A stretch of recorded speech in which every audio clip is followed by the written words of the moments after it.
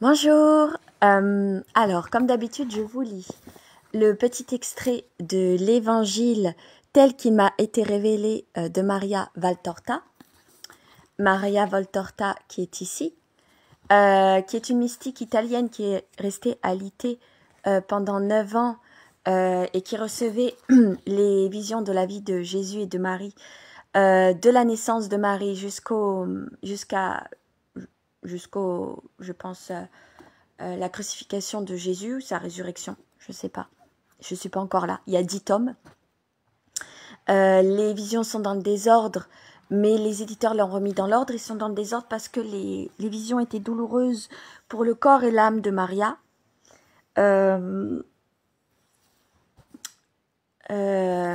Donc, elle reçoit d'abord les visions.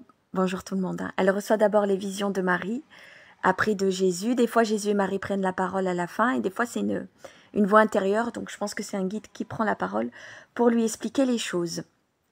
Donc, je suis presque à la fin du tome 2.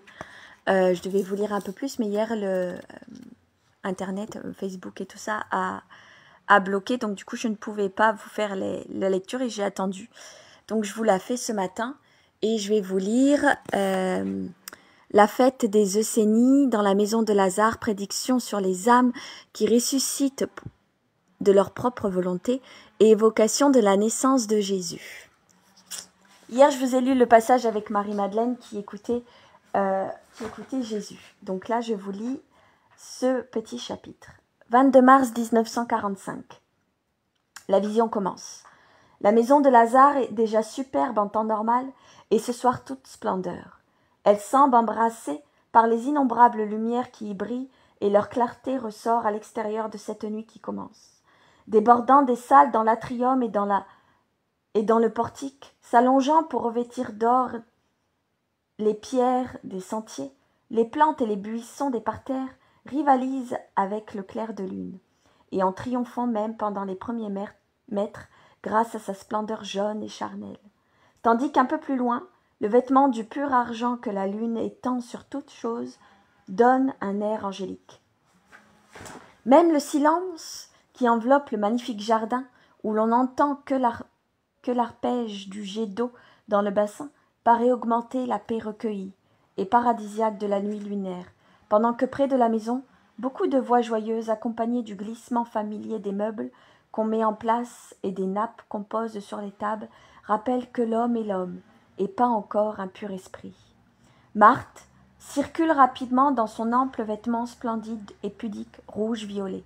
On dirait une fleur, une belle campule ou un papillon, qui s'agite entre les murs pourpres de l'atrium, ou se paraît de petits dessins qui rappellent un tapis de la salle du banquet.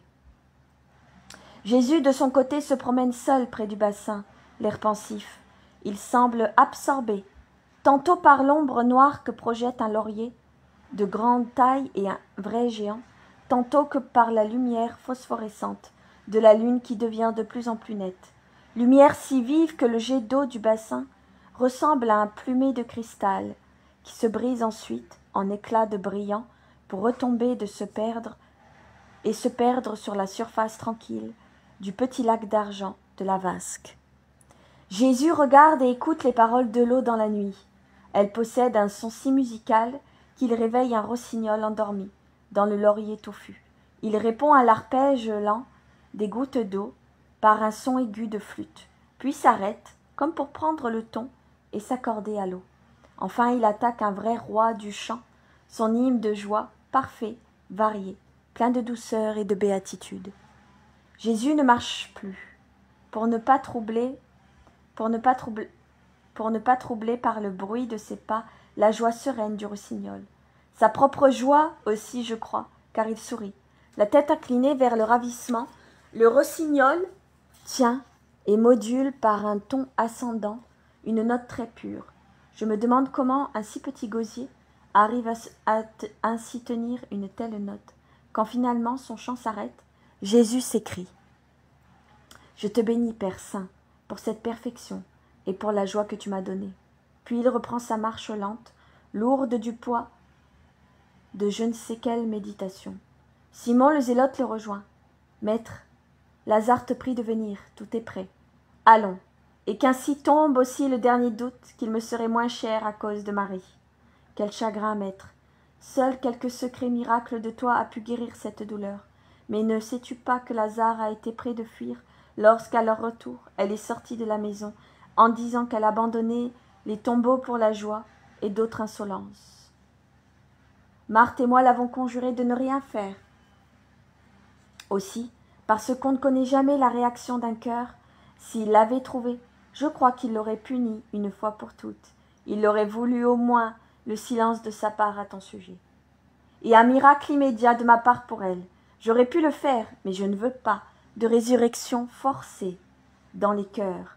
Je forcerai la mort, et elle me rendra sa proie, car je suis le maître de la mort et de la vie. Mais quand il s'agit des âmes, ce n'est pas une matière inanimée et sans vie, mais ce sont des essences immortelles, capables de se redresser par leur propre volonté, si bien que je ne force pas la résurrection. En fait, je mets entre parenthèses la résurrection. Jésus parle la résurrection des âmes. Comme il a eu la résurrection on va dire, du corps, Jésus parle de la volonté des âmes à revenir vers le ciel, à revenir sur un droit chemin, à être quelqu'un de bien, à être... en fait, c'est comme le phénix. Parfois, votre âme doit être toute brûlée pour pouvoir renaître. Et en fait, Jésus, il parle de ça. Jésus, il parle de la résurrection de notre âme, la résurrection de vous-même, de nous-mêmes en tant qu'être spirituel, pour être une meilleure personne. Mais ça doit ne se faire que dans la volonté, par vous-même, d'être en résurrection, de ressusciter. Vous devez ressusciter par vous-même et Jésus ne vous forcera pas à ressusciter. C'est vous qui devez venir vers lui et c'est pas lui qui vient vers vous. Vous venez vers lui, faites la moitié du chemin, il fera le reste. C'est ça qui parle, la résurrection des âmes sans les forcer. Je ne force pas leur résurrection. J'adresse le premier appel et je fournis la première aide, comme quelqu'un qui ouvrirait un tombeau où l'on aurait enfermé une personne encore vivante. Elle y mourrait, à la longue si elle restait dans ces ténèbres asphyxiantes. Mais j'y laisse entrer l'air et la lumière. Et puis j'attends. Si l'âme a la volonté d'en sortir, elle sort. Si elle ne veut pas, elle s'enténèbre encore plus et s'ensevelit. Mais si elle sort, si elle sort, en vérité, je te dis que personne ne sera plus grand que cette âme ressuscitée. Seule l'innocence absolue est la plus grande que ce que mort qui redevient vivant par la force de son propre amour et pour la joie de Dieu. Ce sont là mes plus grands triomphes. Les âmes ressuscitées par leur propre volonté. Regarde le ciel, Simon. Tu y vois des étoiles plus ou moins grandes et des planètes de différentes tailles. Toutes possèdent vie et splendeur grâce à Dieu qui les a faites, mais toutes n'ont pas la même splendeur et la même taille. Dans mon ciel également, il en sera ainsi. Tous les rachetés posséderont par moi la vie et par ma lumière la splendeur, mais tous n'auront pas une égale splendeur, une égale grandeur. Certains ne seront qu'une simple poussière d'astres, comme celle qui compose la Voie lactée. Ceux-là sont les innombrables qui du Christ auront aspiré le minimum indispensable pour n'être pas damnés et qui viendront au ciel uniquement grâce à l'infinité miséricorde de Dieu, après un long purgatoire. D'autres seront plus brillantes et plus formées, ce seront les justes, qui auront uni leur volonté, note bien que leur volonté, pas leur bonne volonté, à la volonté du Christ, qui auront obéi à mes paroles pour ne pas être damnés.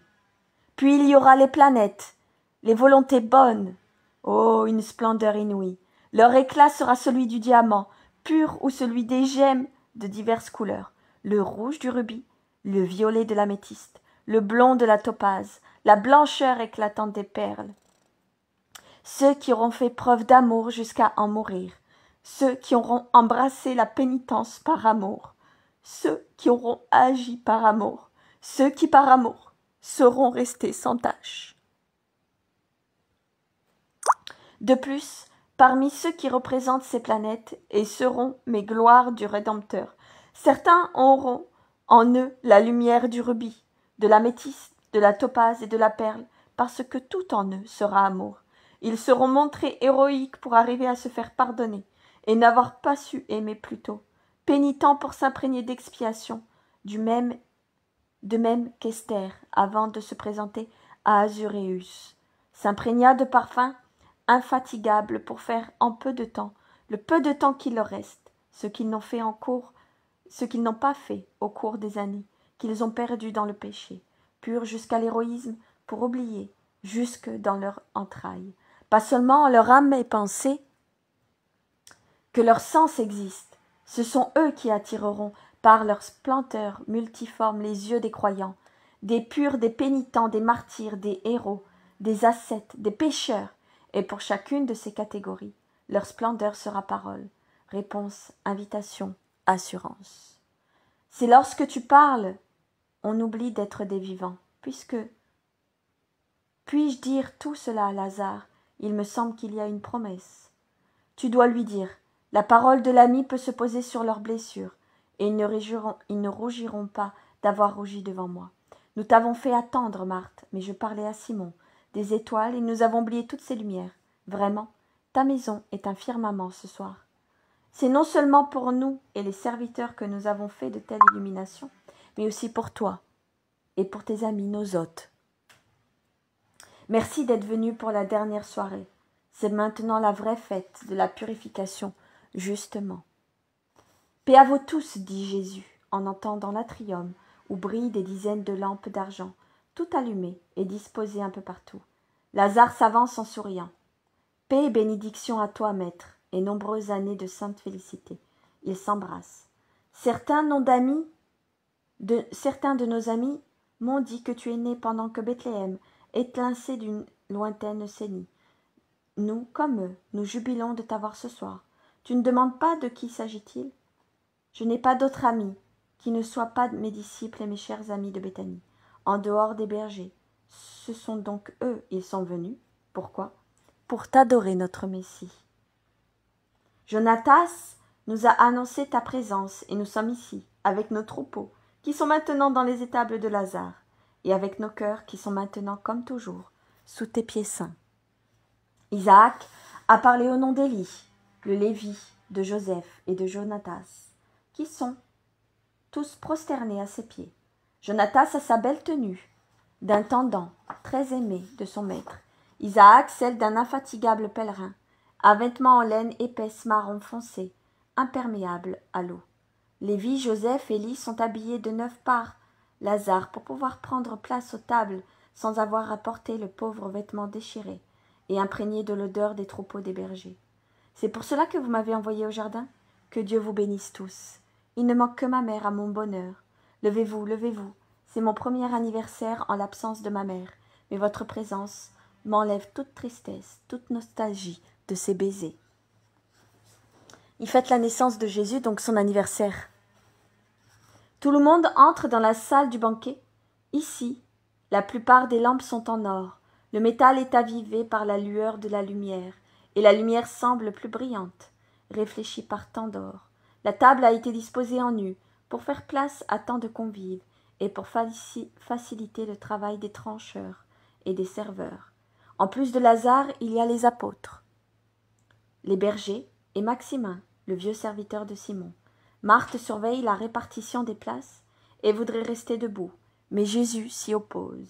Aujourd'hui, tu n'es pas l'hôtesse, tu es la sœur, et tu prends place avec moi, comme si nous étions du même sang. Nous sommes une famille, les règles tombent pour laisser la place à l'amour.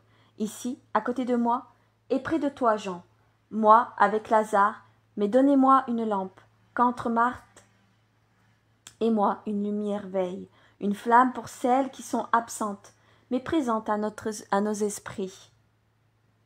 Pour celles que nous aimons, que nous attendons, pour les femmes qui nous sont chères, mais loin d'ici, pour toutes, la flamme a des paroles lumineuses, l'amour a des mots enflammés, et elles vont loin, ces paroles sur les ondes immatérielles des âmes, qui se trouvent toujours au-delà des monts et des mers, et apportent baisers et bénédictions. Elles apportent tout, n'est-ce pas vrai? Marthe pose la lampe, là où Jésus le veut, à une place qui reste vide. Et Marthe, comprenant son intention, se penche pour embrasser la main de Jésus, qui la pose sur sa tête brune, la bénissant et la réconfortant. Le repas commence.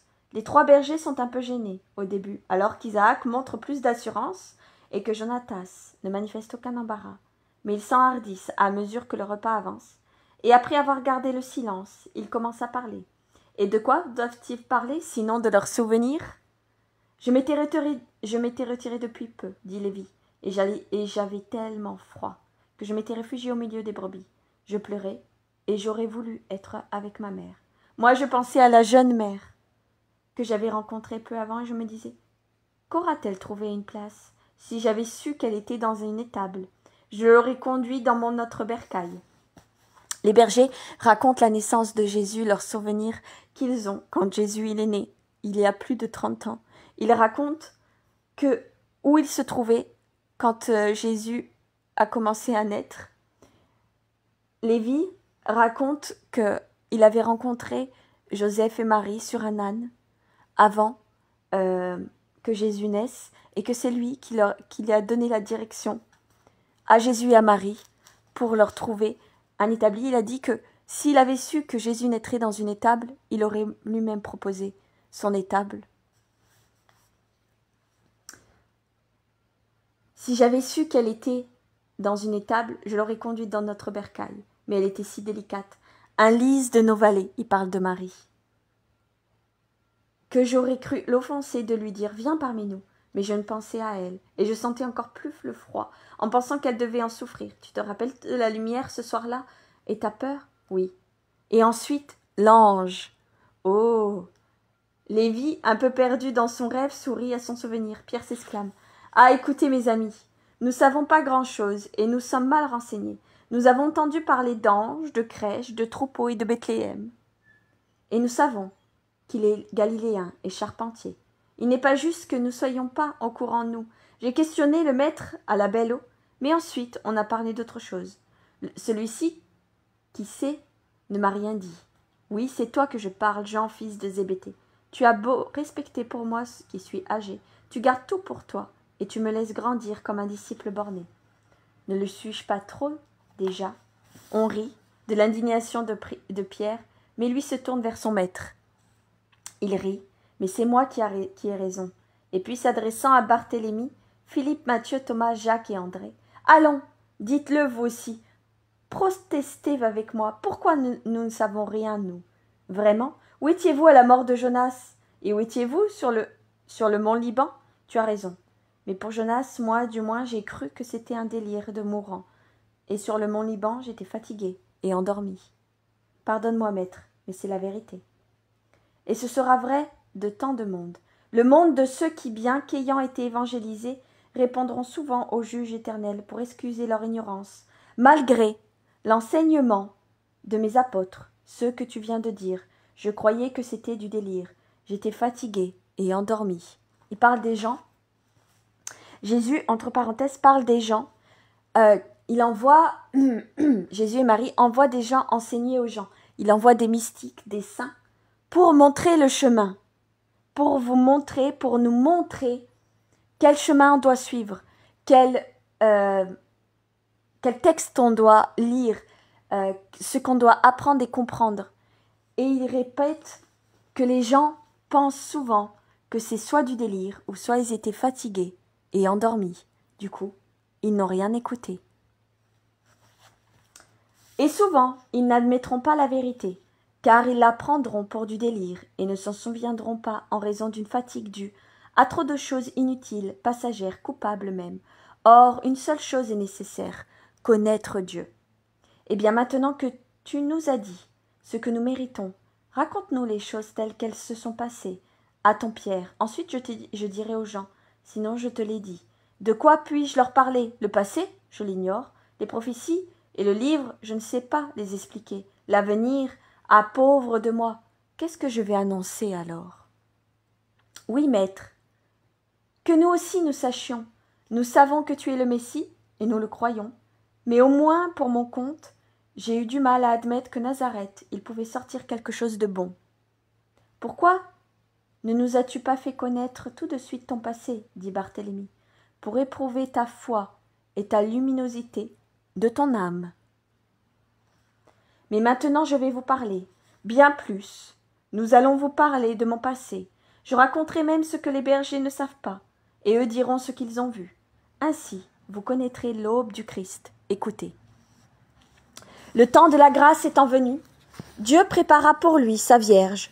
Vous pouvez bien comprendre comment Dieu ne pouvait résider là où Satan avait posé son signe ineffaçable.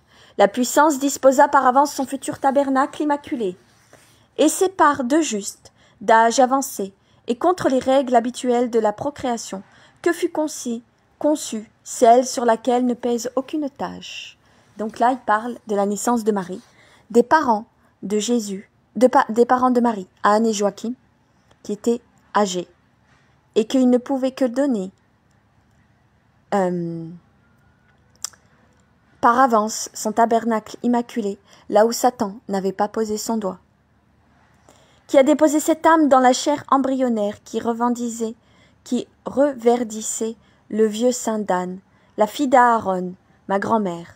Toi, Lévi, tu as vu l'archange de toutes les annonciations, l'archange Gabriel. Tu peux dire c'est celui-là, car la force de Dieu fut toujours le victorieux, qui apporta la nouvelle de la joie aux saints et aux prophètes, l'indomptable, sur lequel la plus grande force de Satan s'est brisée. Comme une tige de mousse desséchée, l'intelligent qui a utilisé sa bonne et lucide intelligence pour détourner les pièges de l'autre. Maria Valtorta a mis une note en dessous. Contre les règles habituelles, Marie est née d'une union charnelle, mais contre les règles habituelles, car Anne, à cause d'une impossibilité organique de son âge, n'aurait plus été capable, sans miracle voulu par Dieu. Force de Dieu est le sens étymologique de Gabriel, le nom de l'archange de toutes les annonciations, qui est descendu parler aux prophètes. L'archange Gabriel, force de Dieu, l'archange de l'annonciation.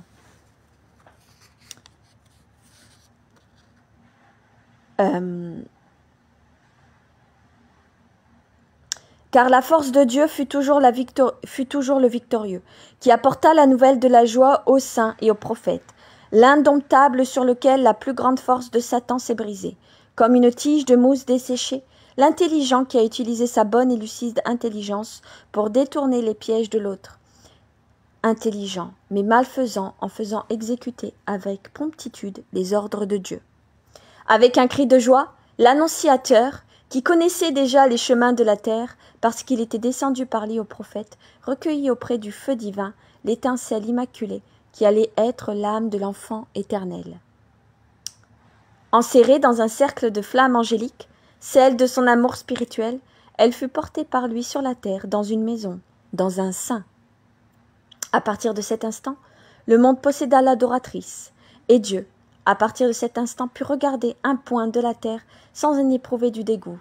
Une petite créature naquit, l'aimée de Dieu et de ses anges, consacrée à Dieu, saintement aimée par ses parents. Et Abel donna à Dieu les prémices de son troupeau.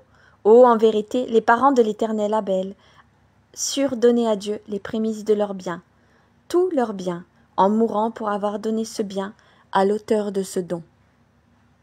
Ma mère fut une enfant du temple, depuis l'âge de 3 ans, donc Marie est rentrée à l'âge de 3 ans, à 15 ans, et hâta la venue du Christ par la force de son amour. Vierge avant sa conception, vierge dans l'obscurité d'un sein, vierge dans ses vagisements, vierge lors de ses premiers pas, la Vierge appartient à Dieu, et à Dieu seul. Elle proclama son droit supérieur au décret de la loi d'Israël, en obtenant de l'époux qui lui fut donné par Dieu de rester inviolée après ses noces. Marie est restée vierge. Joseph de Nazareth était injuste. C'est à lui seul que pouvait être confié le lys de Dieu, et seul il le posséda. Ange en son âme comme en sa chair, il aima comme aimaient les anges de Dieu. L'abîme de cet amour fort qui eut toute tendresse conjugale sans dépasser la barrière du feu, céleste au-delà de laquelle se trouvait l'arche du Seigneur, sera compris par peu de personnes sur la terre. C'est le témoignage de ce que peut être un juste pourvu qu'il veuille, de ce qu'il peut, car même l'âme encore blessée par la tâche originelle possède des forces puissantes d'élévation, de souvenir et de retour à la dignité de la fille de Dieu. Elle agit divinement pour l'amour du Père. Marie était encore dans sa maison, dans l'attente de la cohabitation avec son époux, lorsque Gabriel, l'ange des divines annonciations, revint sur la terre et demanda à la Vierge d'être mère. Déjà, elle avait promis le précurseur au prêtre Zacharie, qui ne l'avait pas cru, mais la Vierge crut que cela pouvait se faire par la volonté de Dieu. Et sublime dans son ignorance, demanda seulement « Comment cela peut-il se faire ?» L'ange lui répondit alors « Tu es la pleine de grâce, Marie. Ne crains donc pas, car tu as trouvé grâce aux yeux du Seigneur, même pour ce qui est de ta virginité. Tu concevras et enfanteras un fils auquel tu donneras le nom de Jésus, car c'est lui le Sauveur promis à Jacob et à tous ses patriarches et prophètes d'Israël. Il sera grand et vrai fils du Très-Haut, car c'est par l'opération du Saint-Esprit qu'il sera conçu. Le Père lui donna le trône de David, comme cela est annoncé, et il régnera sur la maison de Jacob jusqu'à la fin des siècles. Mais son vrai règne n'aura jamais de fin. Maintenant le Père, le Fils et l'Esprit Saint attendent ton obéissance pour accomplir la promesse. Déjà, le précurseur du Christ est dans le sein d'Élisabeth, ta cousine. Il parle de Saint Jean-Baptiste, le précurseur de Jésus, celui qui va baptiser Jésus.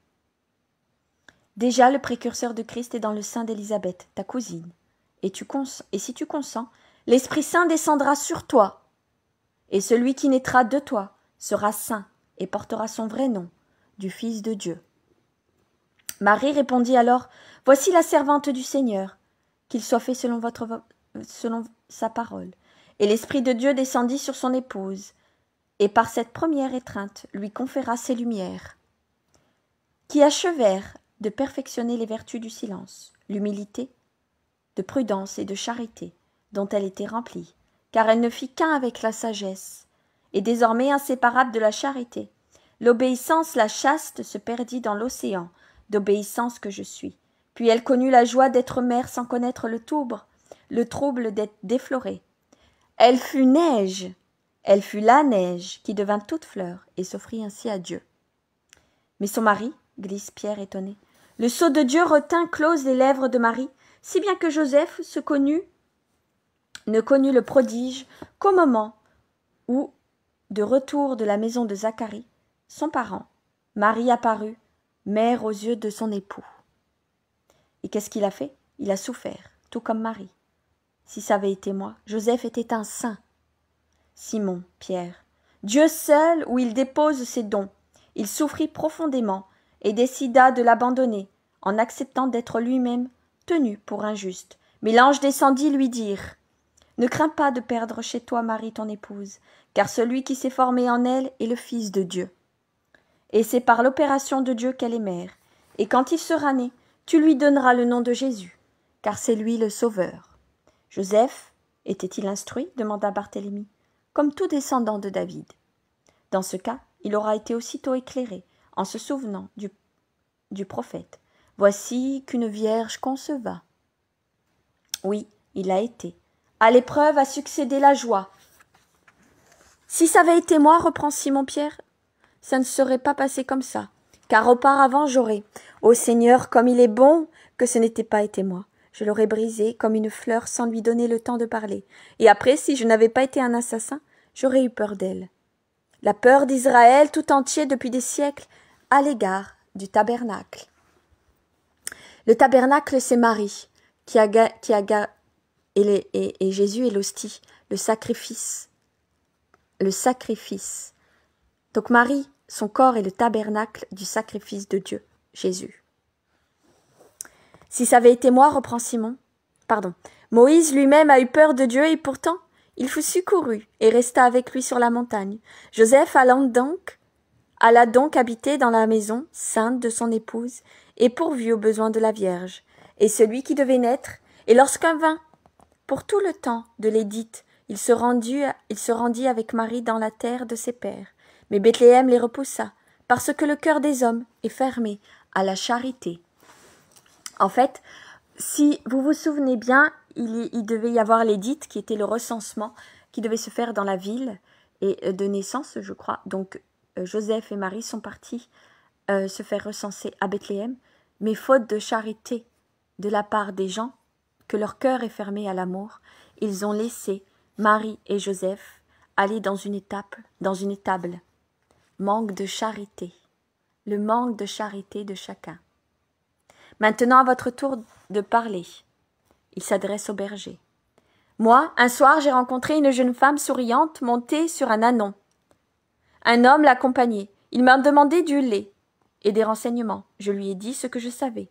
Puis la nuit est tombée et une grande lumière. Nous sommes sortis et Lévi a vu un ange près de l'enclos des animaux. Alors l'ange a dit, toujours l'archange Gabriel, alors l'ange a dit, le Sauveur est né. C'était la pleine nuit, et le ciel fourmillait d'étoiles, mais leur lumière disparaissait devant celle de l'ange, et des milliers d'anges. Élie pleure encore à se souvenir. Et l'ange nous a dit, allez l'adorer. Il est dans une étable, dans une crèche, entre deux animaux. Vous trouverez un tout petit enfant, enveloppé dans les pauvres langes. Ah, comme il étincelait l'ange en disant ces mots. Mais te souviens-tu, Lévi, comme ses ailes projetaient des flammes, quand après s'être incliné pour nommer le Sauveur, il a dit « C'est le Christ, le Seigneur ». Ah, si je me souviens, et les voix des milliers d'anges. Rappelez-vous, à la naissance de Jésus, l'archange Gabriel et des milliers d'anges sont descendus du ciel pour annoncer sa venue à des petits bergers. Ils ont chanté. Et les voix des milliers d'anges, ô gloire à Dieu, c'est ça qu'ils ont chanté. Ô gloire à Dieu au plus haut des cieux, et paix sur la terre aux hommes de bonne volonté. Cette musique est ici, elle est ici, et elle me porte au ciel chaque fois que je l'entends. Lévi lève un visage extasié, sur lequel brille une larme. Et vous? Et nous y sommes allés, dit Isaac, chargés comme des bêtes de somme, joyeux comme pour des noces, et puis nous avons plus su que faire quand nous avons entendu la petite voix, celle de ta mère, celle de la Vierge Marie. Nous avons alors poussé Lévi, qui était tout jeune, pour qu'il regarde. Nous nous sentions lépreux, devant tant de pureté. Et Lévi écoutait, et il riait tout en pleurant. Il répétait avec une telle voix d'agneau que la brebis d'Élie se mit à bêler. Joseph vint à l'entrée de l'étable et nous fit entrer. Homme, comme tu étais petit et beau, un bouton de rose carné sur le foin qui piquait, et tu pleurais. Puis tu souriais dans la tiédeur de la peau de brebis que nous t'avons offert, et pour le lait que nous avons trait, ton premier repas. Oh, et puis nous t'avons embrassé. Tu sentais l'amande et le jasmin, et nous pouvions plus te quitter. Vous ne m'avez plus quitté, en effet. C'est vrai, dit Jonatas. Tes traits restaient fixés en nous, tout comme ta voix et ton sourire. Tu grandissais, tu étais de plus en plus beau. Le monde des bons venait de se réjouir de ta présence, et celui des méchants t'évitait. Anne, tes premiers pas, les trois sages, les rois mages, et l'étoile. Ah, cette nuit-là, quelle lumière! Le monde paraissait enflammé par 1000 lumières. Le soir de ton arrivée, au contraire, la lumière était immobile, et la couleur perle. La première fois, les astres adoraient, même cette fois ils dansaient. Et nous, d'une hauteur, nous avons vu passer la caravane, et nous l'avons suivie pour voir si elle s'arrêtait. Le lendemain, Bethléem tout entier vit l'adorateur des sages. Les 3 rois mages qui sont arrivés 1 an plus tard, après la naissance de Jésus. Élie pâlit à se souvenir. Plus tard, ah, ne parlons pas de l'horreur, n'en parlons pas. Oui, n'en parlons pas. Silence sur la haine. La plus grande douleur était de ne plus avoir ta présence et d'être sans nouvelles de toi. Zacharie lui-même ne savait rien. C'était notre dernier espoir, plus rien. Dû à la fuite en Égypte de Jésus, il n'avait plus de nouvelles de Jésus. Pourquoi, Seigneur, n'as-tu pas réconforté tes serviteurs? Tu en demandes la raison, Philippe? parce qu'il était prudent d'agir ainsi. Tu vois que même Zacharie, dont la formation spirituelle s'est complétée depuis lors, ne voulut plus soulever le voile. Zacharie. Mais tu nous as dit que ce fut lui qui s'occupa des bergers. Pourquoi donc ne vous a-t-il pas dit à eux d'abord, à toi ensuite, que les uns cherchaient l'autre? Zacharie était injuste, mais aussi pleinement homme. Il devint moins homme et plus juste au cours de ces 9 mois de mutisme. N'oubliez pas que Zacharie, qui est le mari de la cousine de Jésus, donc Zacharie qui est le père de Saint Jean-Baptiste, a perdu la parole pendant 9 mois parce qu'il n'a pas cru en Dieu. Et c'est Marie qui lui a rendu la parole à la naissance de Jésus. À la naissance, pardon, de Saint Jean-Baptiste, je crois, si mes souvenirs sont bons. Zacharie était injuste, mais aussi pleinement un homme. Souvenez-vous que sainte Thérèse de l'Enfant Jésus dit toujours « Avant d'être des prêtres, des hommes de Dieu, avant tout, ça reste des hommes. » Et Zacharie restait un homme. Il devint moins homme et plus juste au cours de ces 9 mois de mutisme. Il se perfectionna dans les mois qui suivirent la naissance de Jean, mais il devint une âme juste lorsque sur son orgueil d'homme tomba le démenti de Dieu. Il avait dit « Moi qui suis prêtre de Dieu, j'affirme que c'est à Bethléem que doit vivre le Sauveur. » Or Dieu lui avait montré comment un jugement, même celui d'un prêtre, n'est qu'un pauvre jugement. En fait, Marie et Jésus, si vous vous souvenez bien, Marie et Joseph, vous les retrouvez dans leur maison, je crois que c'était à Jérusalem. Et Zacharie a ordonné, a dit à Marie et à Jésus que c'était plus prudent qu'ils restent à Bethléem vivre. Bien qu'ils n'étaient pas d'accord, ils ont dit que c'était un prêtre et qu'il avait plus raison qu'eux.